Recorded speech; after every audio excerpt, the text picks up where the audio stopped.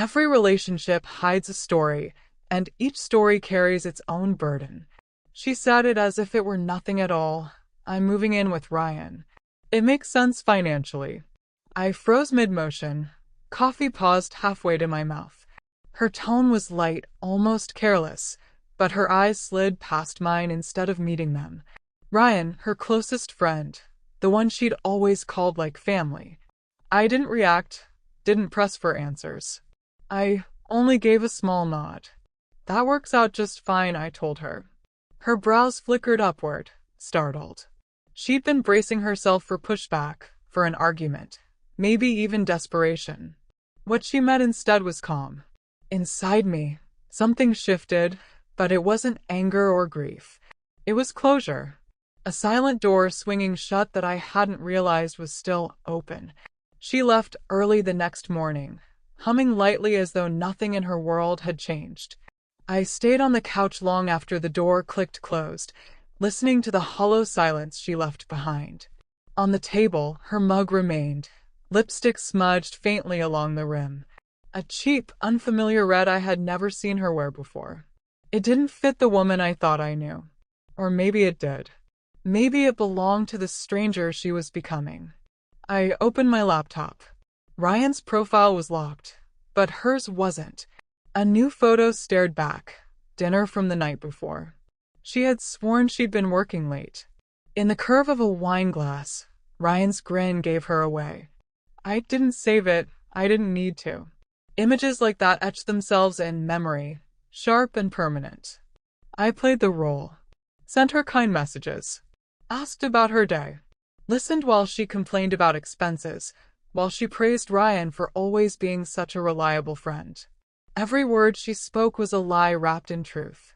Every lie became another wall between us. And I let it stand. She believed she was careful. She wasn't. She began placing her phone face down, locking it tight.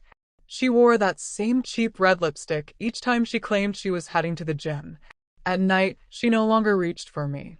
And I noticed I'd already started building quiet records, screenshots of messages that contradicted her stories, bank charges from places she never mentioned, a signed lease with his name alongside hers, dated weeks earlier.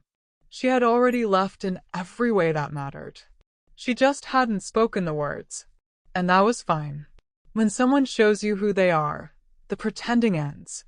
The undeniable proof arrived on a Thursday, a hotel receipt in her email. 2 nights, 1 room, paid for with the card I'd given her. I stared at the screen. Not furious, not shocked, just finished. When she came home later, she was glowing, her hair still damp from a shower she hadn't taken here. She kissed my cheek lightly and asked about dinner. I handed her my phone, the receipt filling the screen. She froze, the color draining from her face. Before she could speak, I lifted her hand. Come. Don't. I already know. Her lips trembled. Words poured out. Excuses, explanations, apologies. I didn't listen.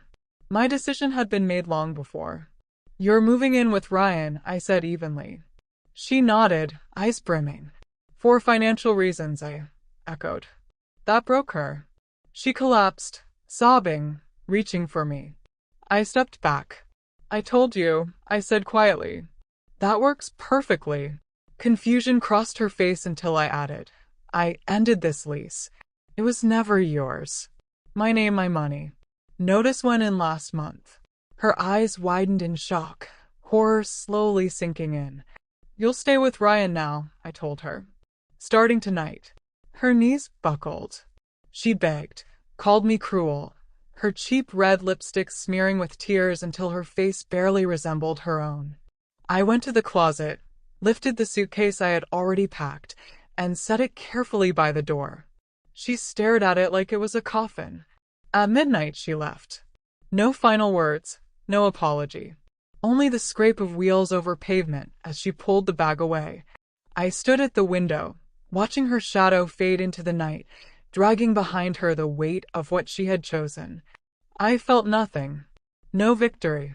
No grief. Just the deep stillness that follows a storm. I locked the door, turned out the lights. In the darkness, I whispered to no one. She wanted freedom. She has it. Then I went to bed and slept more peacefully than I had in years.